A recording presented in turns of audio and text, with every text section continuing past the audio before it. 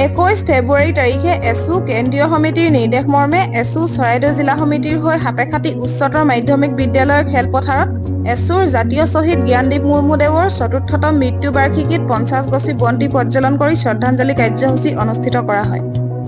উক্ত শ্ৰদ্ধাঞ্জলি অনুষ্ঠানটিৰ আঁত ধৰে এছু চৰাইদেউ জিলা সমিতিৰ সাধাৰণ সম্পাদক বিকাশ মুৰ্মুৱে। সদৌ চাওতাল ছাত্ৰ সন্থা এছু কেন্দ্ৰীয় প্ৰশাসনিক সচিব নৰেন হেমব্ৰম, চৰাইদেউ জিলা সমিতিৰ সম্পাদক বাবলু হেমব্ৰম, উপসভাপতি দেৱানন্দ টুডু, দেবেন মুৰ্মু, সাংস্কৃতিক সম্পাদক সুনীল মুৰ্মু, সাংগঠনিক সম্পাদক মুনিল বেষ্ট্ৰাৰ লগতে বহু কেইজন গণ্যমান্য ব্যক্তি উপস্থিত থাকে। যদি ভিডিঅ'টো ভাল লাগিলে লাইক শ্বেয়াৰ কৰাৰ লগতে এনে ভিডিঅ'সমূহ আগলৈও পাই থাকিবলৈ YouTube channel any voice subscribe কৰি দিব।